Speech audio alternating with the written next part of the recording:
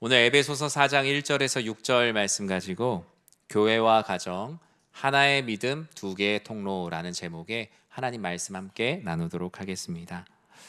하나님께서 이 땅을 창조하시고 사람들을 구원하시고 돌보시기 위해 우리에게 허락하신 대표적인 공동체가 있다면 오늘 말씀의 제목과 같이 교회와 가정이라는 공동체일 것입니다.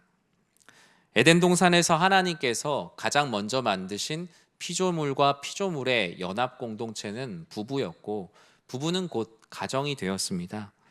죄로 인해 이 세상이 타락한 후에도 하나님께서는 끊임없이 가정 안에서 주의 말씀들을 전하고 나누게 하셨고, 이후에 그것은 무리가 되어 또 성막을 이루고 또 성전을 짓고 오늘날의 이 교회에 이르기까지 하나님께서 놀라운 구원의 역사들을 이루어 간 것이 바로 가정과 교회라는 공동체입니다.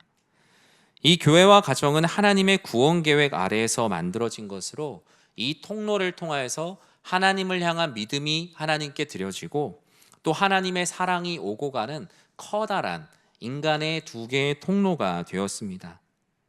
이 통로에 있는 이들에게 하나님은 오늘 사도 바울을 통해서 4장 1절에서 다음과 같이 말씀을 하세요. 우리 같이 한번 읽어볼까요?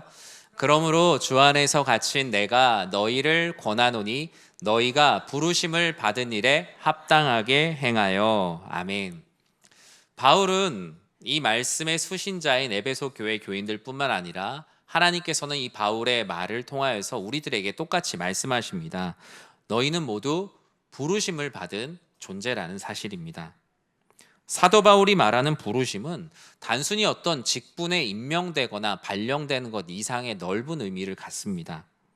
에베소서의 구조를 이렇게 보면 1장에서 3장까지는 그리스도 안에서 받은 복, 그러니까 내가 그리스도인이 되었다라는 그 신분과 복에 대해서 말씀하고 있다면 4장에서 6장은 그럼 너희가 그리스도라는 신분의 복을 받았는데 그 복을 가지고 어떻게 이 세상을 살아갈 것인가?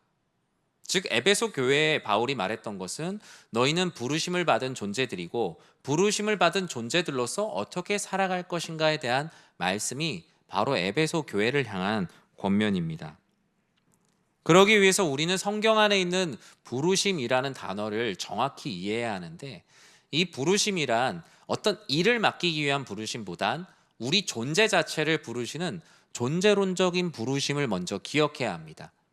죄인이었던 우리의 존재가 이제는 하나님의 전적인 은혜, 우리의 공로가 없는 하나님의 전적인 은혜로 그리스도인이라는 새로운 존재, 새로운 신분으로 부름받았다.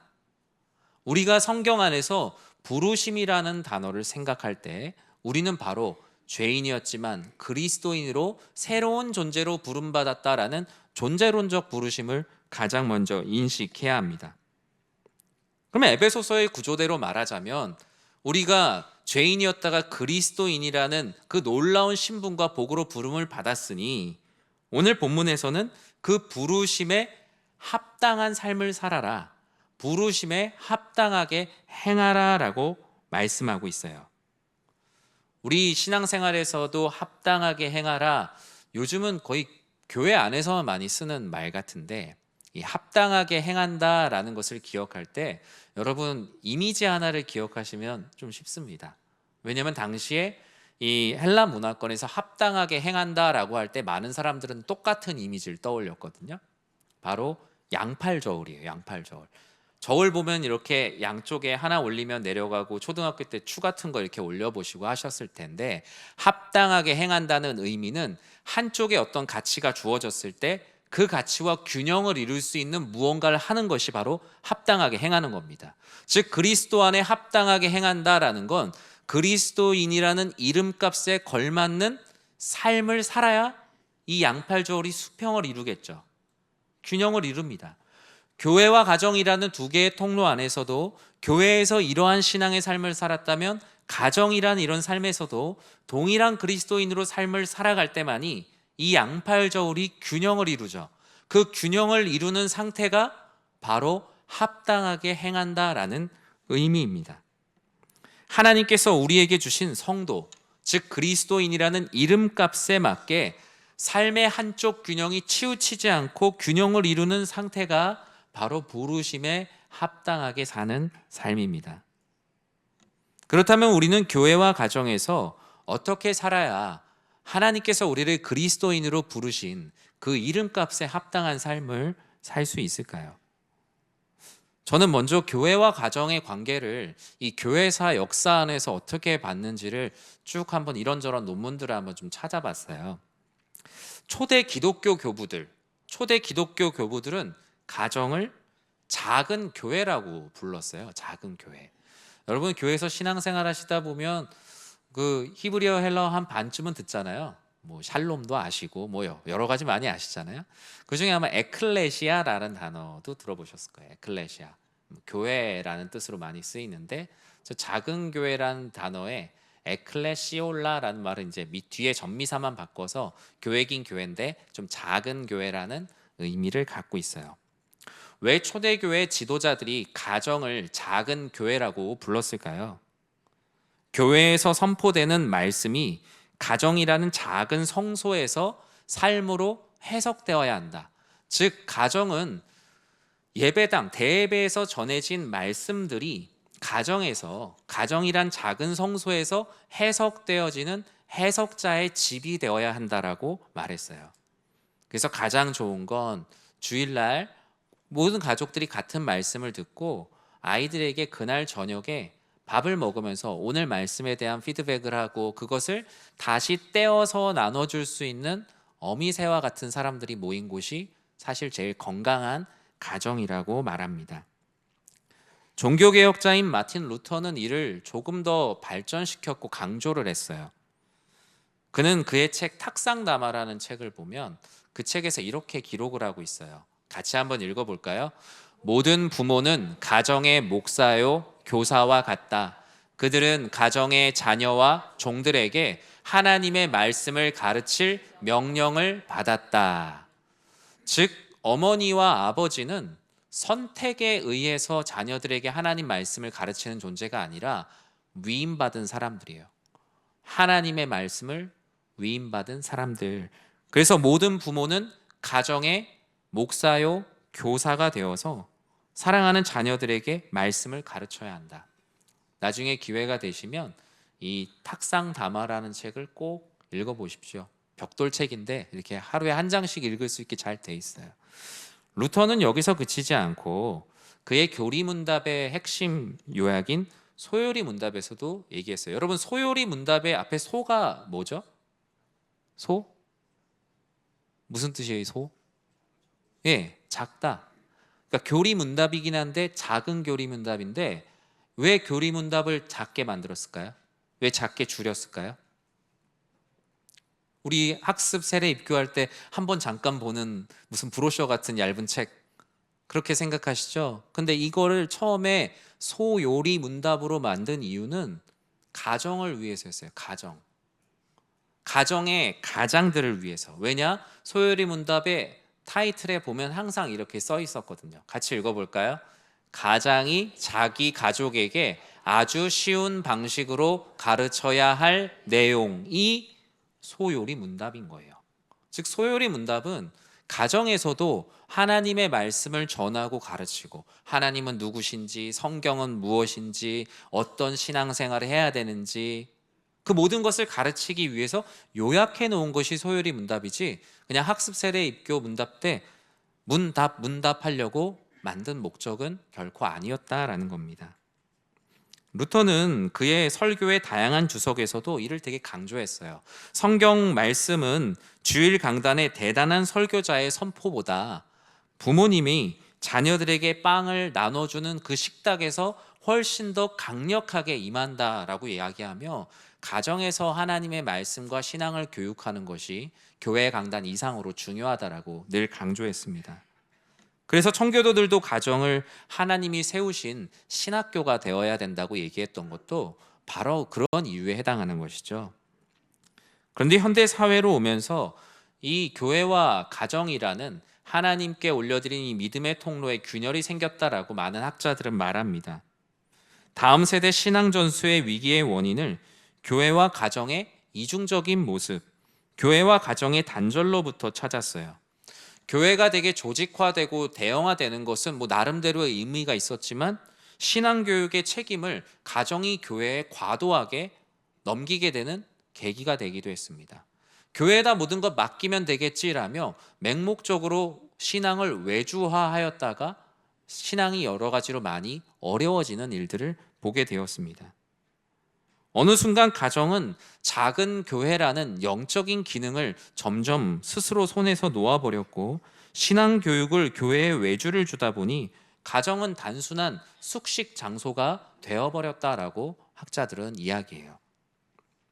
우리는 지금 5월 가정의 달이라고 부르며 어린이날, 어버이날, 스승의 날, 부부의 날 등 여러 가정과 교육에 대한 가치의 날들을 매일 만나고 있습니다. 교회와 가정이라는 하나님이 세우신 가장 큰 학교에서 우리는 어떻게 서로 스승과 제자, 또 그리스도 안의 형제와 자매로 서로에게 선한 영향력을 끼칠 수 있을까요? 오늘 본문은 이 거대한 두 통로에 흘러 넘쳐야 될 것을 말하는데 그것을 하나님의 성품이라고 말합니다. 하나님의 성품은 다른 곳에서 얻을 수 있는 것이 아니라 예배를 통해 전적으로 부어주시는 하나님의 은혜이기에 그 하나님의 은혜를 경험한 사람들이 하나님의 성품을 흘려보내야 한다. 에베소서 4장 1절과 2절 상반절에서 먼저 그 성품을 이렇게 말합니다. 같이 한번 읽어보겠습니다. 그러므로 주 안에서 갇힌 내가 너희를 권하노니 너희가 부르심을 받은 일에 합당하게 행하여 모든 겸손과 온유로 하고 아멘. 교회와 가정에 흘러 넘쳐야 되는 하나님의 성품이 있다면 바울은 겸손과 온유함이 필요하다고 말합니다. 직역하면 여기는 모든 겸손과 온유로 하고 이렇게 되어 있는데 쉽게 얘기하면 언제나 겸손하고 언제나 온유하십시오 라는 말씀입니다.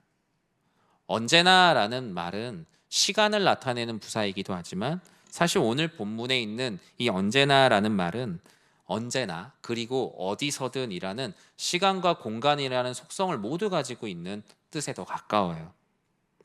우리의 교회와 가정을 통해 이런 하나님의 성품인 겸손과 온유가 흘러 넘쳐야겠죠. 이 겸손과 온유는 단 인간이 만든 겸손과 온유는 아닙니다. 우리 사람이 겸손하면 얼마나 겸손할 수 있으며 온유하면 얼마나 온유할 수가 있겠습니까? 오늘 본문에서 교회와 가정에 흘러 넘쳐야 되는 하나님의 성품 중 겸손과 온유는 바로 십자가에서 우리를 구원하신 그리스도 예수의 겸손과 온유입니다. 하나님께서 육신을 입고 종의 형체로 오신 그 겸손, 그리고 십자가의 고통 속에서도 믿음이 연약한 이들을 돌보시는 그 마음이 바로 온유한 성품이다라고 성경은 곳곳에서 증언합니다. 이런 하나님의 성품인 겸손과 온유는 교회와 가정 두 개의 통로에서 동시에 흘러 넘쳐야지 어디 하나가 막혀 있으면 그 참된 의미를 알지 못합니다. 교육에는 교육과정에 드러내놓고 있는 교육과정도 있지만 사실상 기대하는 잠재적인 교육과정이 있습니다. 우리의 자녀들이 잠재적인 교육과정의 효과를 볼 수 있는 것은 사실 우리 부모 세대의 뒷모습이죠. 그 뒷모습이 사실 그 교육과정에 드러나는 잠재적인 힘입니다. 자녀들은 우리 어머니 아버지가 장로님, 권사님, 안수집사님 이런 직분이 신앙을 대변한다라고 거의 생각하지 않습니다. 목회신학에서 여러 가지 조사를 보면 부모님이 신앙에 대해서 그 기준이 되는 것이 무엇이냐에 직분이 해당하는 부분이 0.9%인가 그래요. 그러니까 내가 직분이 있기에 우리 자녀가 나를 신앙적으로 존경할 것이라는 생각은 0.9% 정도 생각하시면 됩니다. 우리 아버지가 장로님이신데 장로님 중에서 교회 이름이 몇 번째에 있고 안수를 언제 받고 임직을 언제 받고 그거에 자녀들이 신앙교육에 그렇게 큰 의미를 갖지 않습니다. 오히려 옆집에 있는 아주머니에게 어떤 모습으로 대하는지, 아파트 경비원 아저씨에게 어떤 모습으로 인사하고 삶을 나누는지, 그리고 가정에서 자녀들에게 또 사랑하는 배우자에게 또 부모님에게 어떤 모습으로 대하는지에서 자녀들은 참된 신앙의 가치를 보고 배웁니다. 우리를 구원하신 예수님의 은혜는 진짜인데 때로는 우리의 어떤 그런 연약함으로 인해서 진짜를 가짜처럼 보이게 할 때가 있진 않습니까? 우리의 교회와 가정에서 우리의 겸손과 우리의 온유로 승부하려고 하면 우리는 진짜이신 예수님을 가짜처럼 보이게 할 수밖에 없는 연약한 사람들이에요. 우리는 그저 내 성품이 아니라 하나님의 성품이신 겸손과 온유가 우리의 교회와 가정이라는 곳을 통해 차고 흘러 넘치기를 기도해야 합니다. 만약에 자녀들이 하나님은 진짜일지 모르겠지만 어머니 아버지가 믿는 하나님은 가짜라고 생각한다면 우리의 마음이 얼마나 통탄할 일이겠습니까? 그러면 우리는 모든 하던 일을 멈추고 진짜이신 그리스도 예수께서 드러나는 그 사역이 무엇인가를 깊이 고민해야겠죠. 나라는 삶의 통로에 죄와 욕심, 위선이라는 찌꺼기가 잔뜩 껴서 이 하나님의 성품이신 겸손과 온유가 흘러가지 못하고 있는 것은 아닌지, 우리는 이 가정의 달에 내 안에 하나님의 성품이신 겸손과 온유의 흔적을 살펴야 할 것입니다. 교회와 가정은 서로의 자존심을 세우는 곳이 아니라 오히려 자존심이 무너진 지체들을 세워주는 겸손함과 온유함이 있는 곳이 되어야 하기 때문입니다. 사도 바울은 겸손과 온유뿐만 아니라 이어서 두 가지 가치를 또 말하고 있어요. 우리 같이 한번 읽어볼까요? 모든 겸손과 온유로 하고 오래 참음으로 사랑 가운데서 서로 용납하고. 아멘. 하나님은 교회와 가정 가운데 흘러 넘쳐야 될 하나님의 성품에 대해서 너희 안에 오래 참음과 용납의 가치가 너희의 교회와 가정 가운데 함께하길 바란다며 말씀하셨어요. 본문에서 말하는 오래 참음은 인내이긴 한데 시간적인 속성이 좀 담겨있는 인내예요. 시간의 인내, 오래 참음. 그러면 용납은 무엇인가? 용납은 일종의 공간적 인내에 가까운 것 같아요. 공간이라는 속성, 그 사람의 허물과 아픔과 모든 것을 내 마음의 공간에 품어줄 수 있는 도량. 그래서 오래 참음은 시간으로 인내하는 것이고 용납은 내 안에 공간으로 인내하는 것이다 라고 정의할 수 있습니다. 우리도 그런 시간과 공간을 품어주시는 예수님의 오래 참음과 용납의 은혜를 받은 사람들이에요. 우리의 모든 시간 가운데서 주님께서 기다려주셨고 우리의 모든 허물, 세상에 있는 모든 창고를 다 열어도 우리의 죄를 다 담을 수 없는데 주님께서 우리의 모든 허물을 용납하여 주셨죠. 그래서 우리는 이런 오래 참음과 용납의 은혜를 가지고 누군가를 시간적으로 인내하고 누군가를 공간적으로 인내하는 오래 참음과 용납의 가치가 교회와 가정 가운데 드러나야 될 하나님의 성품입니다. 그것을 넓게 얘기하면 환대겠죠. 교회와 가정은 언제나 환대의 공동체가 되어야 합니다. 다른 모든 곳에서 거절됐을지라도 교회에 오면 거절당하지 않을 수 있다는 소망을 갖게 되는 것. 가정도 마찬가지죠. 요즘에 우리 그 자녀 세대들이, 청년 세대들이 어디 가서 칭찬을 많이 받지 못해요. 왜냐하면 사회가 각박해지면 칭찬도 손실이라고 생각해서 함부로 칭찬 안 해줍니다. 왜냐하면 내가 누군가를 칭찬해주면 내 아이의 좋은 걸 뺏어다가 죄를 주는 것 같은 그런 생각을 갖고 있어서 상대방에게 이젠 칭찬조차 잘 해주지 않아요. 박수도 잘 쳐주지 않는 시대에 우리 자녀 세대들은 살아가고 있어요. 최소한 가정에 왔을 때, 저는 교회에 왔을 때 우리 자녀 세대들이 여기는 나를 받아준다, 여기는 나를 용납해준다, 그리고 그 가운데서 생각하는 거죠. 어떻게 저 어른들은, 또 내 친구들은, 하나님을 믿는 사람들은 어떻게 나와 같은 사람을 오래 참아줄까, 용납해줄까? 그 안에 있는 비결은 바로 주님을 믿고 사랑해서 그 오래 참음과 용납 가운데 하나님의 성품을 발견하고 신앙생활을 해가는 것이죠. 한국교회 거목 같은 한 목사님의 제가 이야기를 하나 알고 있는데 누군지 말씀은 드릴 수 없어요. 다 알 수 있기 때문에. 그분의 아들이 이제 한 고등학교쯤 되었을 때 이 신앙생활에 엄청난 회의를 느끼고, 이 교회 담임 목사님의 아들이죠. 이제 교회도 안 가고 방황하고 이제 동네에서 소소한 사고를 좀 치고 다녔나 봐요. 네, 그런 일들이 있었다고 해요. 그래서 교회가 워낙 큰 교회다 보니까 옆 교회까지 소문이 났대요. 옆 교회까지. 주변 교인들로부터 막 제보가 들어오고 교계 목사님이 모임을 나가면 자녀 얘기를 듣는 일들까지 생겼다고 해요. 게다가 같이 사고를 치는데 이렇게 같은 좋은 힘을 내는 친구가 또 당회 장로님 아들이랑 같이 사고를 치고 다녔어요. 그래서 주변에서 아주 다윗과 요나단이 났다면서 엄청나게 얘기를 많이 했다고 하더라고요. 그러다 보니 목사님은 교회에서 성도님들을 만나면 다 그 아들 얘기를 하는 것처럼 느껴지는 거죠. 사람들이 수근수근하고 있으면 아, 내 아들 얘기하는구나. 어느 날 기도를 하다가 인간적으로 너무 화가 났다는 거예요. 하나님 명색이 한 교회를 섬기고 있는 목사인데 성도님들에게 본이 돼야 되는데 자식이 저 모양이니 제가 부끄러워서 정말 목회를 못하겠습니다. 온 성도들이 다 손가락질을 하고 제 목회에 흠이 되는 것을 넘어 이제 제가 여기서 목회를 하기가 너무나 어렵습니다 라면서 하나님께 기도를 한 거죠. 그런데 하나님께서 그때 목사님에게 그런 마음을 주셨다고 하더라고요. 너는 지금 너의 목회적 체면과 평판 때문에 괴로워하는 거지 방황하고 있는 너의 아들 때문에 전혀 괴로워하지 않고 있다고. 하나님을 믿는 데 있어서 멀어지고 신앙생활 열심히 하지 못하는 그 아들을 향한 영혼을 향한 애통함은 너에게 하나도 없고 그냥 단순히 너의 목회에 흠이 갈까 봐 전전긍긍하는 그 모습, 그것 때문에 너희가 지금 힘들어하는 것 아니냐. 목사님은 정말 망치에 맞은 것처럼 크게 맞은 거죠. 나도 이렇게 모자란 너를 한 교회를 목회하는 목회를 시키고 있는데 왜 너는 너의 자녀 한 사람도 품고 있지 못하느냐라는 마음이었던 거죠.